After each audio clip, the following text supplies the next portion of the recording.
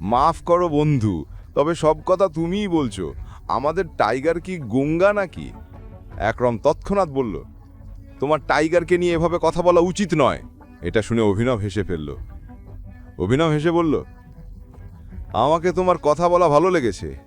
তুমি বস হতে পারো, কিন্তু ভুলে যেও না তুমি কার সামনে বসে আছো। আমি টাইগার, আর আমি বোবা নই। আমি এসেছি আমার গদি নিতে। শুধু একরমের প্রশংসায় কাজ চলবে না বন্ধু। আমি আশা করিনি তুমি এভাবে বলবে। তুমি বলছো প্রমাণ দিতে হবে। ঠিক আছে, আমি তোমাকে চ্যালেঞ্জ দিচ্ছি। এটা শুনে একরমের কান খাড়া হয়ে গেল। সে জানতো বলরাজ এবার কি করবে। বলরাজ কঠিন স্বরে বলল, যদি হারো তবে ভুলে যেও তুমি টাইগার। আমাদের কাছ থেকে কিছু টাকা নিয়ে গুরগাঁও থেকে যত দূরে সম্ভব গিয়ে সেটেল হয়ে যেও। একরম ঘাবড়ে গিয়ে বলল, না বলরাজ, এটা ঠিক হচ্ছে না। বলরাজ উত্তর পাওয়ার জন্য অভিনবের দিকে তাকালো। একরম অভিনবের দিকে তাকিয়ে মাথা নেড়ে দিল। অভিনব এবার একরমের দিক থেকে চোখ সরিয়ে বলরাজের দিকে তাকালো। নিজের গ্লাস তুলে নিল, এক নিঃশ্বাসে সব মদ গিলে ফেলল, আর জোরে টেমিলে গ্লাস ছুঁড়ে মারল। অভিনব গর্জে উঠল, কবে হবে লড়াই? এটা শুনে বলরাজের মুখে হাসি ফুটল। একরমে তো তখনই মাথা ঘুরে গেল।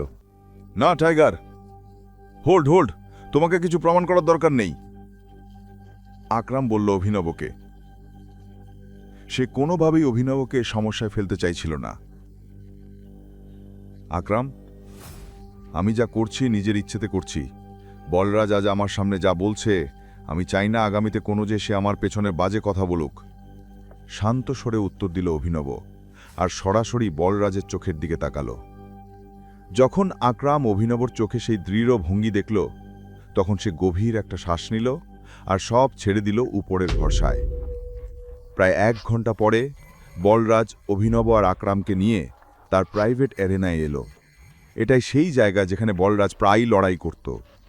তো আকরাম মিয়া, কার উপর বাজি ধরবে? চিৎকার করে বলল বলরাজ। এটা কি বোকা ধরনের প্রশ্ন বলরাজ?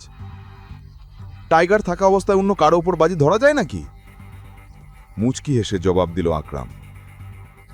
বলরাজ দাঁত খিচিয়ে বলল, খুব খারাপভাবে পেটাবো, লুকামোর জায়গা পাবে না। বলে সে রিংয়ে ঢুকে পড়ল। লড়াই শুরু হলো, আর বলরাজ গর্জন করতে করতে অভিনবর দিকে ছুটল। প্রথম ঘুষিটা মারতেই অভিনব মুহূর্তের জন্য থমকে গেল। বলরাজ যেন কোনো হাতির মতো লাগছিল। তার ঘুষি অভিনবর নাক ভাঙতে যাচ্ছিল। এর আগেই অভিনব সজাগ হয়ে মাথা নিচু করে নিল। বলরাজের ঘুষি ফাঁকা গেল। সেই ঘুরে অভিনবর দিকে তাকালো। তার মুখে ছিল হাসি। আবার দৌড়ে এলো। এইবার আবার আকাশে ঘুষি তুলল। অভিনব মাথা নিচু করে পাশ ঘুরে বলরাজের পিঠে জোরে একটা লাথি মারল। ধপাহাস করে পড়ে গেল বলরাজ। অভিনব তখন রিংয়ের অন্য কোণায় দাঁড়িয়ে পড়ল। বলরাজ এবার রেগে গেল, আবার দৌড়িয়ে এলো অভিনবর দিকে। অভিনব নিচু হয়ে তার পায়ে লাথি মারল। বলরাজ এবারও সামলে উঠতে পারল না, ধপাস করে মাটিতে পড়ে গেল। এ দেখে আকরাম হো হো করে হাসল। সারেন্ডার করে দাও বলরাজ, নিজের রেকর্ড নষ্ট করছো কেন? আমি কারোকে বলবো না যে তুমি টাইগারের কাছে হেরেছিলে। রাগে বলরাজ মাটিতে ঘুষি মারল আর ঝটকা দিয়ে উঠে দাঁড়ালো। এরপর সে একের পর এক ঘুষি ছুটতে শুরু করলো অভিনবের দিকে। অভিনব নিজেকে বাঁচাতে থাকলো। শেষে ঠিক যখন বলরাজের ঘুষি অভিনবের মুখে পড়তে যাচ্ছিল, অভিনব সেটা ধরে ফেলল আর সজোরে বলরাজের পেটে এক ঘুষি বসিয়ে দিল। বলরাজ ব্যথায় কুঁজো হয়ে গেল। এতেই অভিনব পিছন থেকে তার কোমর চেপে ধরল আর তাকে আকাশে তুলে ফেলল। এ দৃশ্য দেখে আকরামের মুখ হাঁ হয়ে গেল। অভিনব এক মুহূর্ত বলরাজকে বাতাসে ধরে রেখে তাকে উল্টে মাটিতে আছাড় মারল। চিৎকার বেরিয়ে এলো বলরাজের মুখ থেকে।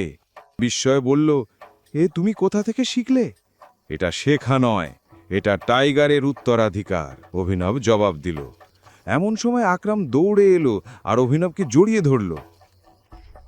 বলরাজকে খেপাতে খেপাতে চিৎকার করে উঠল, টাইগার টাইগার টাইগার।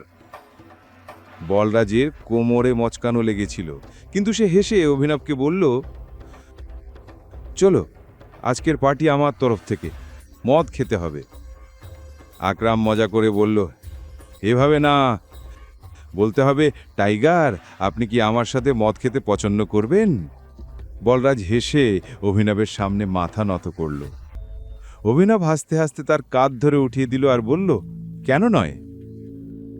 ঠিক তখনই অভিনবের ফোন বেজে উঠল। সে দেখল অনন্যার ফোন। হ্যাঁ অনন্যা, অভিনব বলল।